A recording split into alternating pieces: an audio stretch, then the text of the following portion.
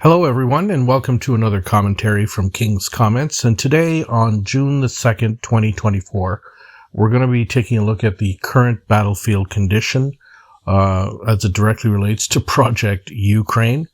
And we're also going to be taking a look at some of the international geopolitical ramifications as a direct result of what's been going on the battlefield moving forward. So let's begin with what's going on the battlefield. And things have gotten progressively worse for the Ukrainian military. Let's start with several areas of interest.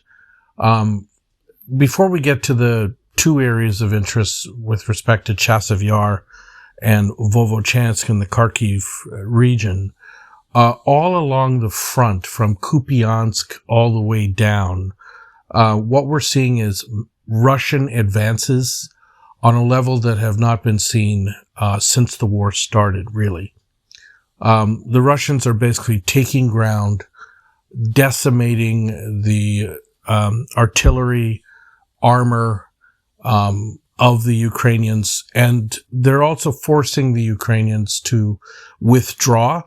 Now, the Ukrainian military in these particular regions aren't being decimated to the extent that they are in other areas because they are withdrawing, which is, from a military perspective, the right thing to do. They've made some critical errors in places like Krasnogorivka, where they've decided to stay at their own peril and suffered huge losses as a direct result of that.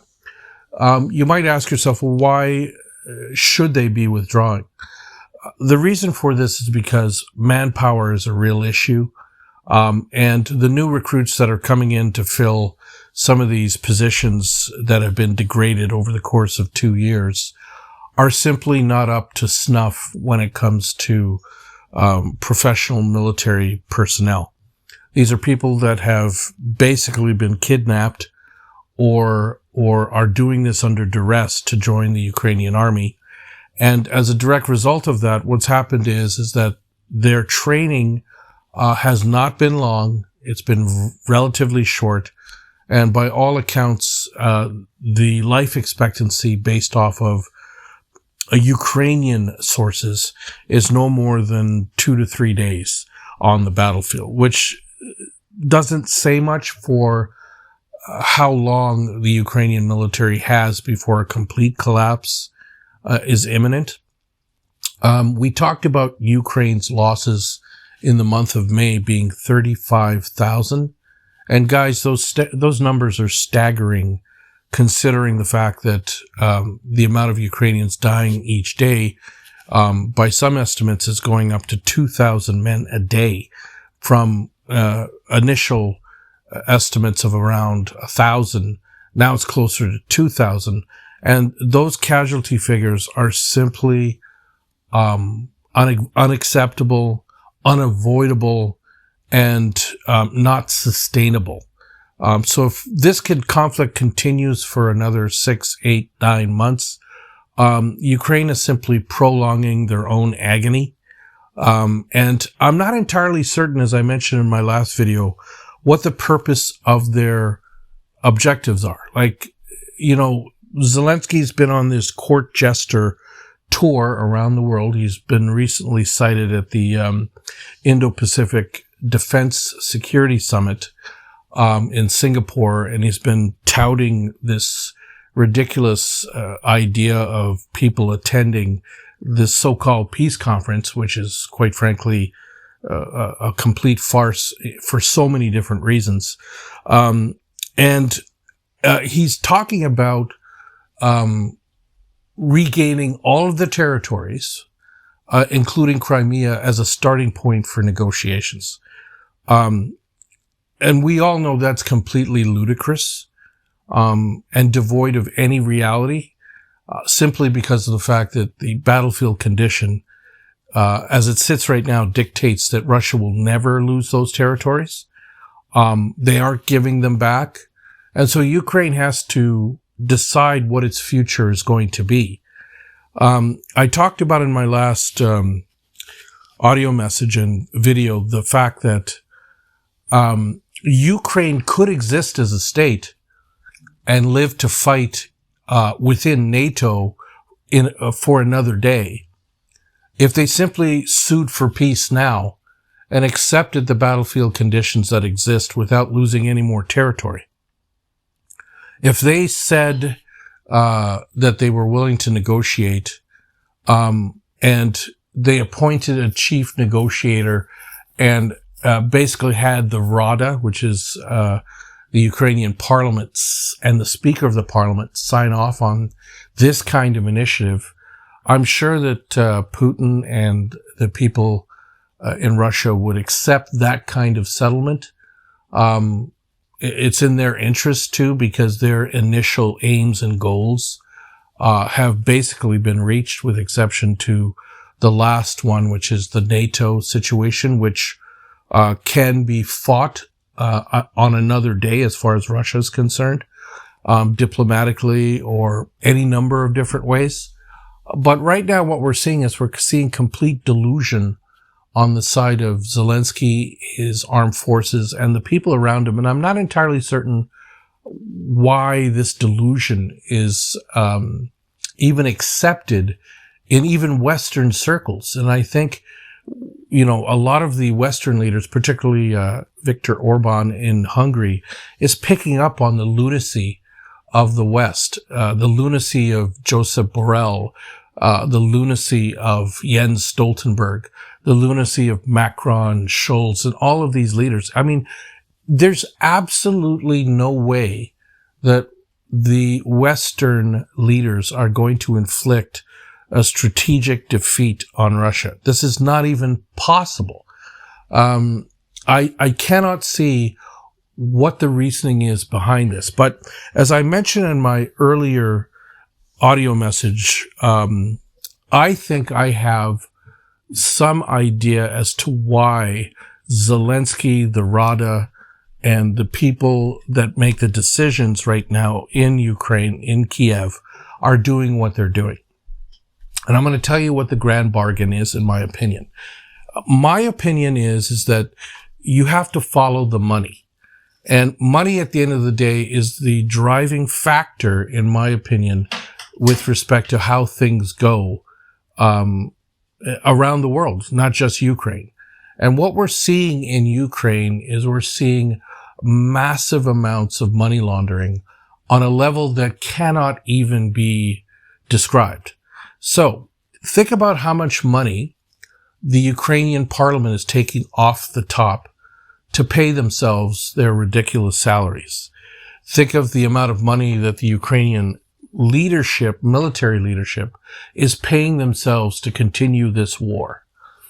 And lastly, think about the amount of money that Zelensky himself and his wife have siphoned off of all of this Western aid so that they can live the life that they want to live after this is all said and done. This, for them, is about convenience and money. And they're willing to sacrifice a generation of Ukrainian young men to suit their own needs financially. Now think about it. Prior to this war, Zelensky was just a comedian and nothing special. After this war is over, if he does live or survives and is jettisoned out of Ukraine, he would have siphoned off billions of dollars and can live comfortably the way he wants to live because of what has happened over the course of this war. It's been basically one large welfare state. Ukraine has become a place where they have sold off their assets to large corporations. They've bartered the future of their citizens in exchange for BlackRock and other U.S. entities that see an opportunity to be able to divide Ukraine the way that they want in terms of land and whatever resources exist in the rump state. And the citizens of Ukraine have to wake up and sort of see what's happening here. Now, while this kidnapping is going on of young men in what amounts to deserted cities, Once those men have been chewed up by the meat grinders to come, you're looking at a situation where they could actually conscript 18-year-olds, 21-year-olds to fight this war with absolutely no way of winning it. And the territory that they're going to lose as a function of not suing for peace now is going to be significantly more. And what we're seeing on the battlefield right now is a Russian steamroller without Russian infantry playing a huge component in this. And I'm going to say this because the Russians are winning this not with divisions. They're winning this with brigades from an infantry perspective. And that can be seen from what happened here in Chasiv Yar not too recently. I think it was just yesterday. There's video footage of 2 brigades, if that much, of Russian soldiers establishing a deep bridgehead on the western bank of the canal, which separates Chasiv Yar. And that bridgehead effectively encircles the Ukrainian military in a way that is happening right now with the microbrewery in the eastern side of that particular landscape in Chasiv Yar. So there's a canal that separates both parts, and that canal, from all military estimations, is more like an aqueduct, not so much a major water barrier. But the fact that the Ukrainians were not even there, this is based off of all of the video footage that's been noted here. The Ukrainians weren't even in the trenches. It suggests to me an even more graver situation. And what we're seeing is pincer-like movements by the Russian military on both sides of the canal and both sides of the flank, where they're basically eliminating any ability of the Ukrainian military to resupply their units in there. And I'll tell you why that's important. The Russians don't necessarily have to storm Chasiv Yar quickly. They can starve them. They can starve them of food, water, resupply, and eventually those people are going to want to run out of weapons. And if they attempt to come out, they're going to be slaughtered. And these are the most professional soldiers that the Ukrainian military has. These are the men that are the patriots. These are the men that are the survivors from previous conflicts that were prepared to put their lives on the line and fight ferociously on the front lines. Excuse me. So what we're seeing is a complete decimation in Chasiv Yar right now of the Ukrainian military. We're seeing outflanking maneuvers, pincer movements on the part of the Russian military. We're seeing the Russian Air Force and artillery being used to effect with ODAB and FAB bombs, basically eliminating any ability on the part of the Ukrainians to establish high ground to the extent that they could have with the tall buildings and the topography of the map. The fact that the Russians now have a foothold in what was high ground suggests right now that their battle for Chasiv Yar is practically already lost. Now it's just a function of time. Excuse me. So it's a function of time as to when that battle ends and the Russians can move into open territory at that point and eliminate any Ukrainian armor moving forward, Ukrainian establishments. And what we're talking about here is the inability of the Ukrainian military now to resupply in this particular part of the front and all along the front. Because what the Russians are doing quite adeptly is they're taking control of roads and railway lines and tree lines. Excuse me. And when you're able to take control of resupply areas, it basically means that you can starve the existing soldiers in that particular area, force them out in the open, and kill them very, very efficiently because of the lack of armor, the lack of weapons, and the inability to be able to mount a consistent attack moving forward. Now, I think it's important to note that in war, resupply is as important as counterattack, because every army needs more armor, more bullets. They need everything that you can possibly think of to sustain their objectives over time. And resupply is a major issue. Now, the fact that the resupply lines on the Ukrainian side are not only being cut off and killed and decimated in all along the front, this suggests moving forward an even worse situation than I originally talked about, because what we're beginning to see is huge Russian advances in areas that I would have thought that the Ukrainians would have put up more of a defense, particularly, like I said, what's happened here in the Chasiv Yar area, what's happening in the Umansky area, what's happening in the Krasnogorivka-ish area. We're seeing a major problem developing all along the front. And it's a problem of manpower, but it's also a problem of professional soldiers.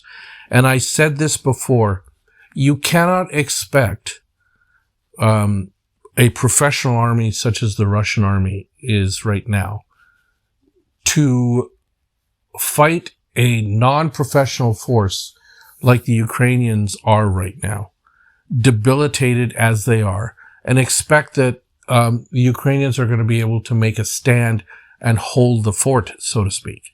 So I'm not entirely certain where this whole notion of Ukrainian counteroffensives in the fall are coming from, but clearly their manpower issues aren't going away. And if the Russians are consistent with their objectives, meaning that they're consistent with rolling out phases of their assaults, I don't see how Ukraine gets from underneath this. So in the Volochansk area, we're talking about a kill box, a meat grinder, and we're starting to see a major cauldron already developed along the Volochansk area. And that's just a matter of time before the Ukrainian army, the divisions there, are decimated, again, for no good reason. They should have fallen back to their defense or fortified defenses and waited for the Russians to come. Again, the Russians did not have a significant force in this particular area, and it's doubtful that the Russians would have actually come down to the areas that I suggested earlier where the fortified defenses on the third defense line of the Ukrainians were. I seriously doubt that they would have made any large-scale attacks outside of probing adventures. But we are where we are right now, and what we're seeing on the battlefield is a huge problem. Now, one of the other issues that has been talked about at length, and we've seen a lot of this from Western media, is that they're making a whole lot of noise about these weapons, Western weapons that have the capability to hit Russia long range.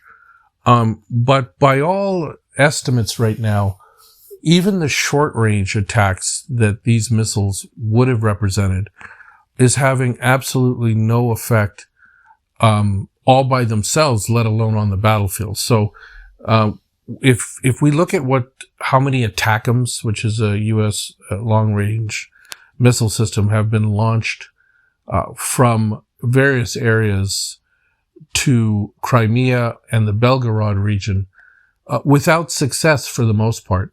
I mean, to be quite frank with you, from a monetary perspective, the risk reward in these adventures has been absolutely horrible. because the amount of ATACMS that have been launched, which cost billions of dollars, or hundreds of millions of dollars, I should say, compared to the damage that they've done or the impact on the battlefield that they represent, is completely negligible. And I talked about this in my last video when I made mention of the fact that the Germans during the end of World War II came out with wonder weapons, thinking that those wonder weapons would change the battlefield.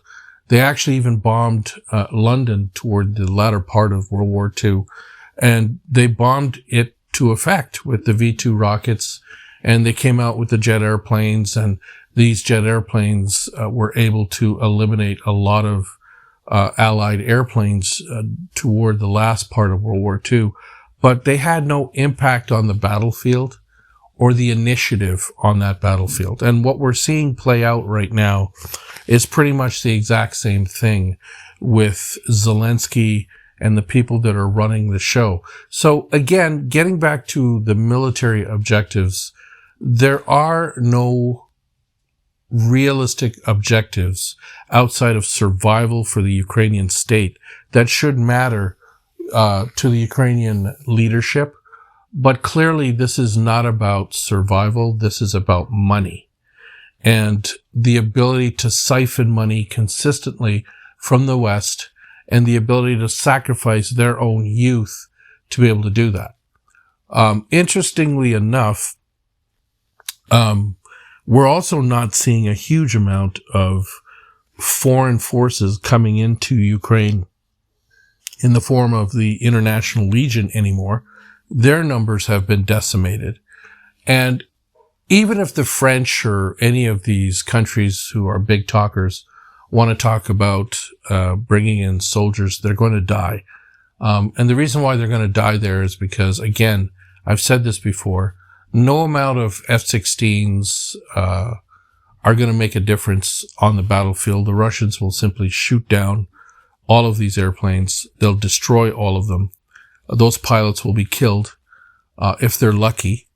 And at the end of the day, it's only going to hasten the demise of what Ukraine will look like moving forward in the future. So the battlefield is getting progressively worse. And what we're beginning to see develop is a situation where the Russian army is quite likely to take more than the 4 provinces that they've already started to acquire more than 90% of the territories back. And it's in all likelihood to avoid the issues directly related to Belgorod. What they're probably going to do is initiate several more fronts. And these fronts that they're likely to initiate are going to stretch an even stretched Ukrainian army to the point of no return. With the current casualty figures, and if you were to multiply that over a period of time, and then you add extra fronts being added with no reserves, it basically means that Ukraine is finished. Now, the funny thing about this is you have these small countries like Latvia, Estonia, and Lithuania, who basically are like pinpricks talking about there is no plan B, there is no plan C, there is no plan D. Well, if they want to tie their fortunes to this particular cart, the cart Project Ukraine, then I would basically state this, and that is that then their societies are quite likely to uprise against their current leadership, because nobody wants to see this devolve into a situation where it's already headed, which is the Ukrainian people will cease to exist the way that they should be existing. I mean, more than half the population has left Ukraine. Whatever remains is being chewed up, ground up in this meat grinder.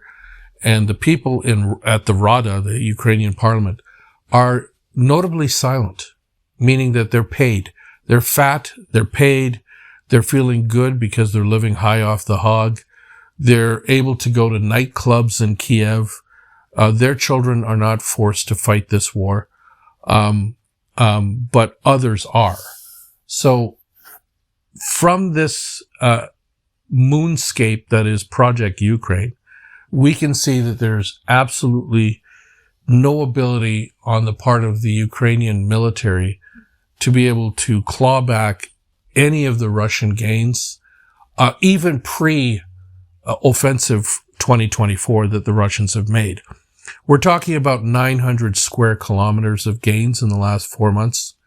And I don't even see the Ukrainians being able to mount a counteroffensive, because at this particular point, they don't have the shock troops.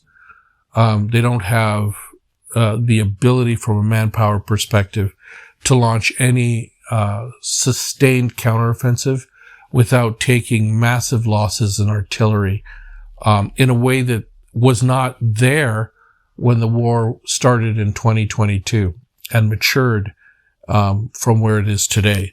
So let's just talk about the international geopolitical narratives that are coming out of this particular engagement. And I find it interesting that Dima over at the Summary Channel, who gives a very, very good synopsis of where the battlefield is on a day-to-day basis, along with Weeb Union, they made mention of the fact that the Chinese just recently, I think within the last day or two, announced that they intend to work with the Russian military as an alliance now to combat what they see as American and Western hegemony, or attempts at of slowing down the multipolar world. And clearly, we're beginning to see that because Zelensky targeted China on his most recent visit to this security conference, and made mention of the fact that China was duplicitous in its attempts to make sure that countries don't attend this ridiculous farce of a conference in Lucerne.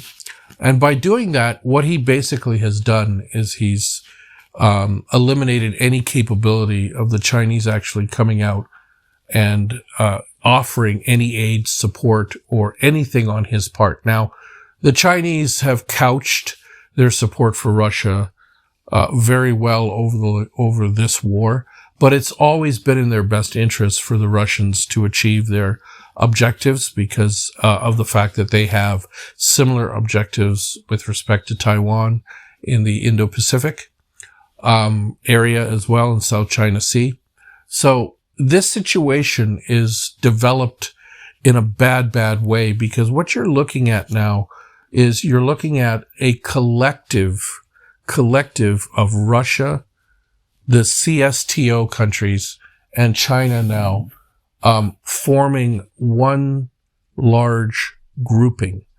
And that grouping is now, along with Iran and North Korea, that grouping now represents a seismic shift in not only economic power, but military power, all combined.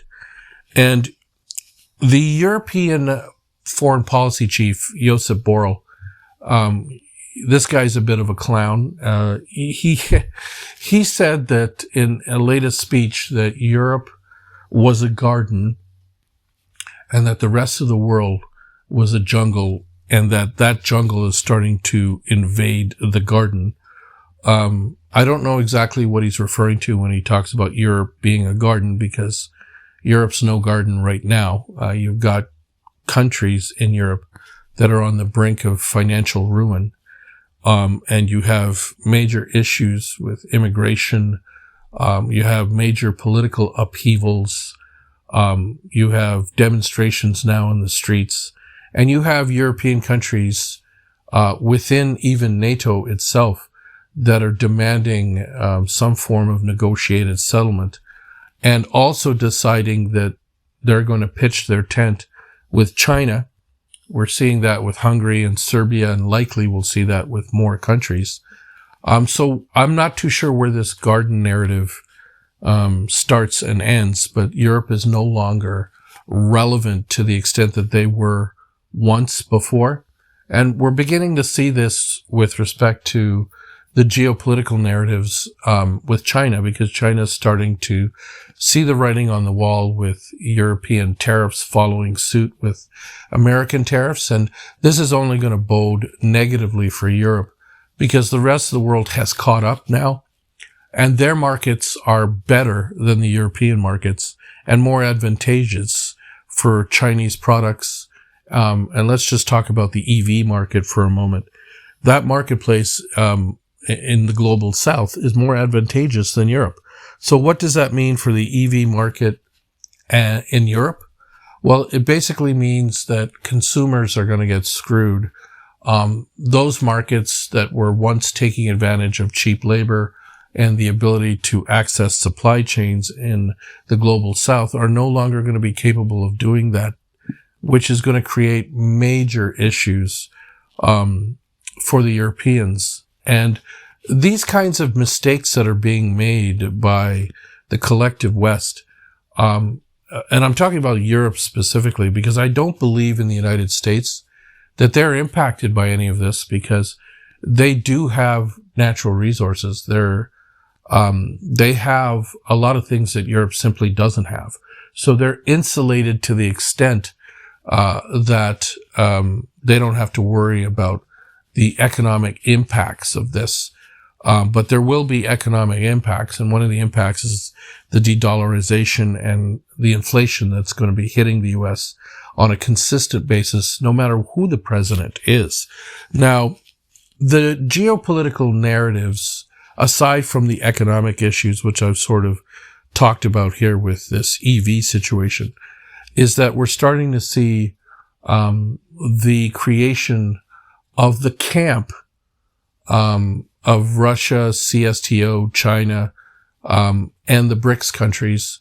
But primarily, I'm going to refer to the Russia, Chinese, CSTO, Iran, North Korea orbit.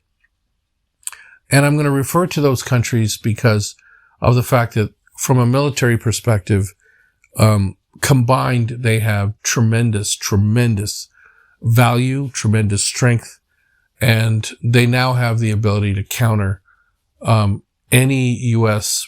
Ideas of dominance in any particular area. I think the days of the United States going around the world and sort of haphazardly choosing who stays and who goes, those days are gone, because they're going to be met with a substantial amount of resistance in this particular area. This war has to come to an end in Europe, and I believe that the only way that this comes to an end, as directly relates to the Western partners, is that governments have to fall in Western Europe, because the people that are making these decisions at the highest levels in Western capitals are creating or leading their countries to ruin economically, and they can't seem to see the writing on the wall. And, it's interesting because I think another thing that hasn't been explored here is that the United States really has no interest in Europe to the extent that a lot of Europeans think. They see Europe as a strategic partner, but they also see them as a strategic enemy in terms of competition. So the ability to make them dependent on the United States has always been a driving aim of American foreign policy. And I believe that the destruction of the Nord Stream pipeline, which I think everyone by now admits was done by the United States, is a function of the fact that now the gas that was once driving the Russian economy and helping the European Union grow during the days previous to this particular German chancellor is no longer the case. And because of that, you're beginning to see these major issues, economic issues, that are yet to be addressed. One of the geopolitical narratives that has come out most recently has been a topic that Alexander Mercouris made mention of in his daily synopsis of what's going on. And he talked about how the Russian economy now is the fourth largest economy. And I want to say this, that is an absolutely stunning and amazing admission from the World Bank, that a country that's been sanctioned by the collective West, by the United States, is outstripped Japan and Germany as the fourth largest economy in the world. And this economy is only going to grow and grow and grow. And I believe that the restructuring of the Russian government, the restructuring of planning, economic planning, and the addition of Mr. Belousov, the Andrei Belousov, who's the new defense chief, underscores the fact that the Russian economy now is driving into a new chapter of development. And I'm not talking about an economy that is a sort of a model based off of the old Soviet economies. We're talking about an economy that is going to be extremely robust, has been robust, and they're doing mega projects around the world. And those projects are being done and settled in currencies that are not the US dollar. That's huge. So you've got Russia, China, the CSTO countries, and those are countries like Tajikistan, Uzbekistan, all these kinds of countries bordering them, Kazakhstan. And then you've got Iran and North Korea benefiting from all of this. And essentially, it's all within in-house. So Russia really doesn't need Western Europe. In fact, now, Sergei Lavrov said that it would take another generation to repair the economic damage that the Europe has done with Russia. I don't see any opportunity where the Russians would trust the West anymore. There would have to be a seismic change in Western thinking, and I think this is catastrophic for them. And it's catastrophic because of pure size. I think everyone forgets that this notion of canceling Russia or canceling China is absolutely insane. Russia and China and that landmass with the CSTO is the largest landmass in the world. They're also the largest surface area with the largest amount of raw materials, minerals, food. Russian wheat now drives the entire world's food stocks.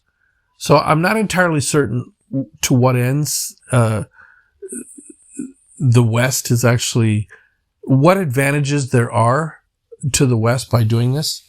They're sort of creating a situation where they're going to be very poor very quickly. And maybe roles will be reversed here within a generation where they become the new global South or a developing country because of the fact that they no longer have the capacity to grow the way that they once grew. So the narratives is pretty clear. Russia is getting stronger. Russia and Chinese rapprochement, or for lack of a better word, the alliance, is now cemented. And it also signals another really, really bad situation for the West. It signals an economic trade war which is not in their best interests, which will destabilize their economies. And it also signals that Project Ukraine is likely to be Project Kiev, or even smaller. There's some talk that the Russian buffer zones are going to go deep into the central part of Ukraine, where there's virtually no forces left. A question was asked about how much is left of the Ukrainian military from the 750,000 force that started this war. And by all estimations, there's only about 200,000 left, with 120,000 that just got mobilized. And if you consider the casualty estimates from May, which are only going to get worse over time here, it's quite likely that Ukraine won't have a standing army here in another year. And by that point, if the Russians decide that they're going to come in mass, as they're amassing a force on the Sumy border, they may not be able to hold Kiev. They may not be able to retain much territory anymore to launch any long-range strikes. I believe the Russian plan is to now eliminate Ukraine's ability to be able to do that by forcing them even deeper into the center of their own country. And I also believe that the West will no longer be able to walk into Kiev and make bold statements. You won't see Jens Stoltenberg or Antony Blinken. I don't believe that over the next year, if this war lasts as long as it does, I don't believe that those leaders on the Western side are going to be able to even enter Kiev unless they do so at their own peril or risk. Because one of the things that the Russians can do is they can say, well, if you're going to give these weapons to those people to try to strike us long range, then we reserve the right to kill and decapitate people that try to go to Kiev. We also reserve the right to eliminate the Ukrainian government, the existing government that exists today. So any of these things is possible. It's on the table. I'm not saying that it's going to happen, but what I am saying is that it is a definitive fact that Ukraine has absolutely no chance of victory. I'm not even certain now what victory looks like for them. I've said that before. Victory, according to them, or at least according to Zelensky and his delusional proposals, is Russia leaving all of what he calls the occupied territories in Crimea.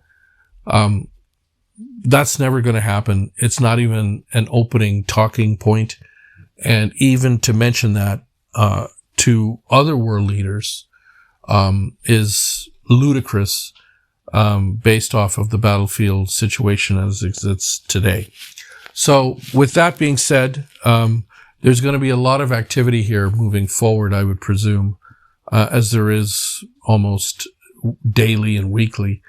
And we'll be looking to cover what's been happening here as time goes on. And I want to thank everyone for liking and subscribing onto this particular page. And we'll be making some major improvements here as time goes on. Thank you very much.